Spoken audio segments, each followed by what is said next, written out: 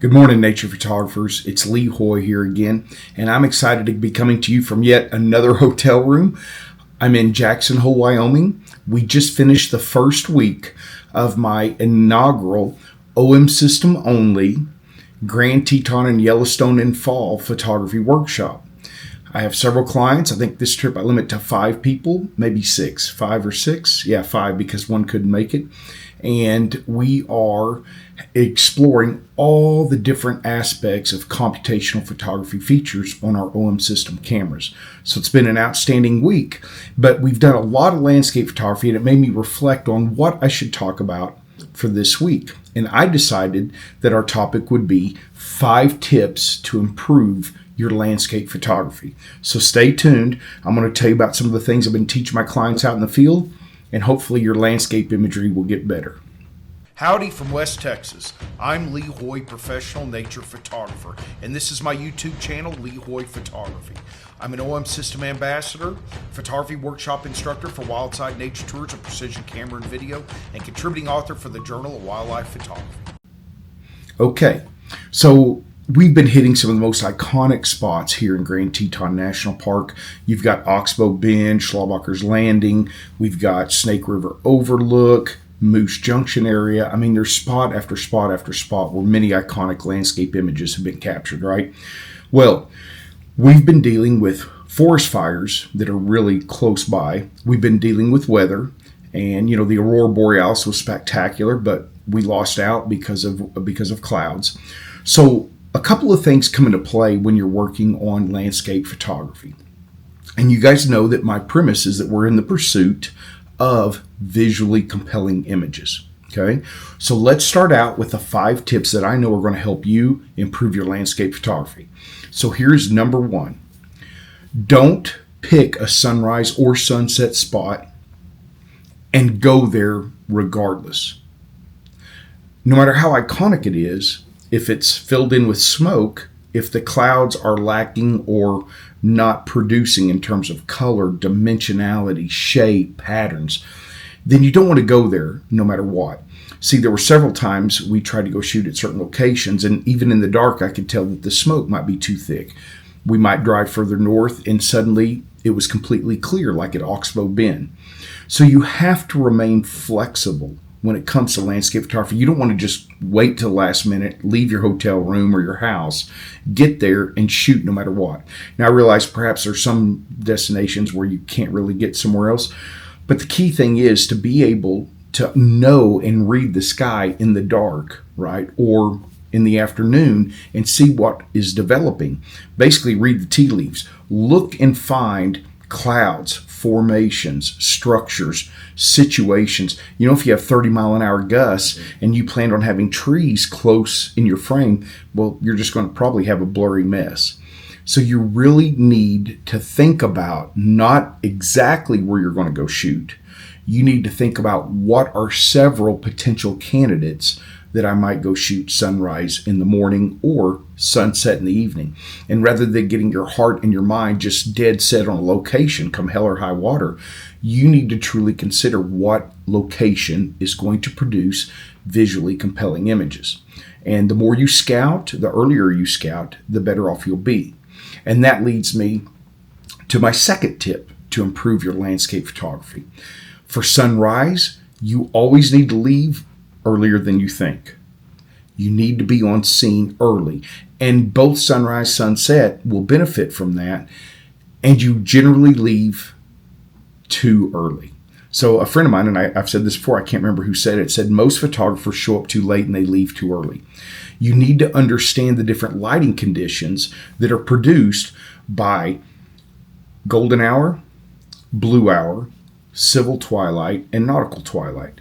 They each have some different aspects of color, tonality, feel, mood, and most people show up way too late. They think they only need to be there for that moment the sun drops below the horizon. And while that is technically sunset, there is a whole lot more that goes on around sunset. So leave earlier than you thought, stay later than you think, and take a good midday break. So many people, they want to shoot sunrise, they want to be out all day, and they're often shooting in crappy light, and then they want to shoot sunset, and you just get too tired. You head for dinner early, you've got to have your breakfast, so you leave too late. If you really want to capture visually compelling images, you kind of have to let go of certain habits and patterns that are preventing you from being in the field at the best times. Okay? So let's jump right into the third tip. Use a tripod. I guarantee you that if you could look through Instagram, Facebook, wherever it is you like to peruse landscape images, if you see images that really blow your mind, that you would go, that is a visually compelling images, I would bet you that almost all of them were captured with a tripod. You say, but Lee, why not? We have great image stabilization. Because the use of a tripod in landscape photography forces the photographer to slow down. Rushing to grab an image is generally rarely needed in landscape photography. It might be with certain weather conditions, lighting. There are times indeed where I'm rushed, but I am not rushed in terms of how I'm thinking about foreground elements, wind direction, and wind speed, when I'm not thinking about light angles. See, I see so many people, they get their tripod out of their vehicle, they lengthen the legs with no consideration to any element, they walk it out somewhere and they set it up, and that's how they shoot. They don't set their tripod to the angle or height that it needs to be for a visually compelling image. They set it up at the level where it's convenient. That is not what leads to visually compelling images. So using your tripod will slow down your mind. It will slow down your assessment of your composition. You can check all four angles. I really prefer a tripod for landscape photography. I have zero worries about my shutter speed unless wind is a problem. It's easier to use all of the computational photography features. We have been practicing and mastering the live graduated neutral density filter on the OM1 Mark II. We have been using the live neutral density filter. We've been using high res shot. We've been doing focus stacking and focus bracketing. We have been playing with so many computational features. We did some star trails, so using live composite for a bit. We're going to be practicing live bulb and live time.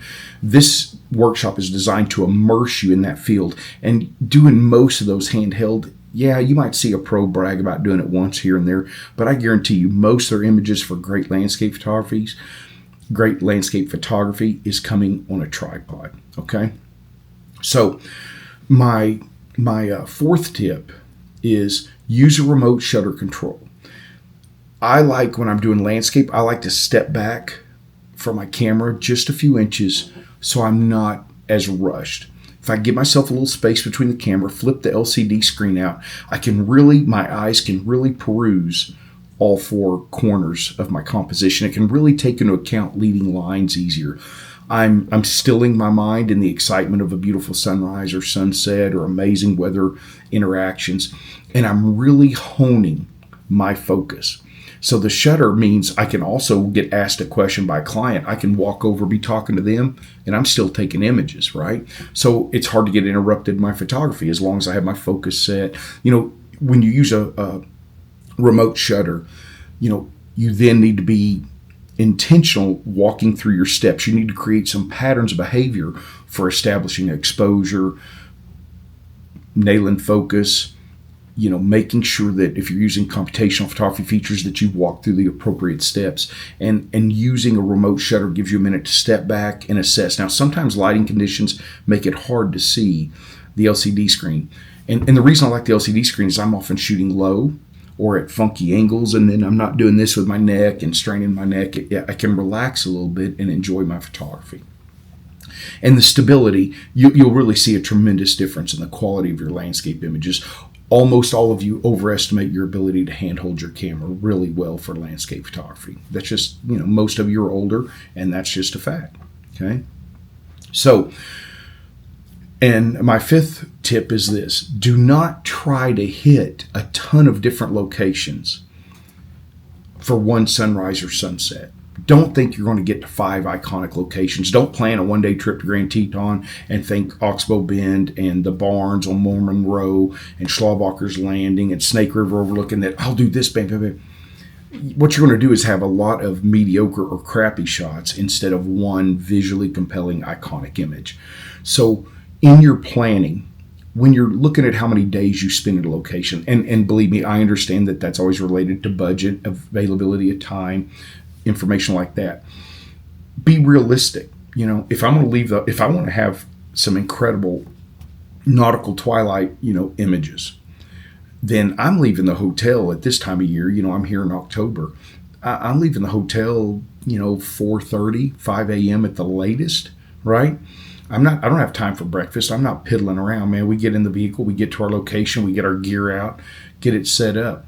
So pick a spot. And as you read the tea leaves, as I talked about in tip number 1, reading the clouds in the dark, looking around, making sure that, yes, this spot is actually going to work out well, will lead to many more visually compelling images. I hope these 5 tips for your landscape photography come in handy. I'll probably film the my next video out in the field in Yellowstone. I'd hope to do it with this, but we've had a lot of work on computational features out in the field. So it's been a really good time. My clients are learning a ton. Despite the forest fire, every sunrise and every sunset, we have found really good locations. And again, that's learning how to read your conditions. Get out there, capture some great images. We'll talk to you next time.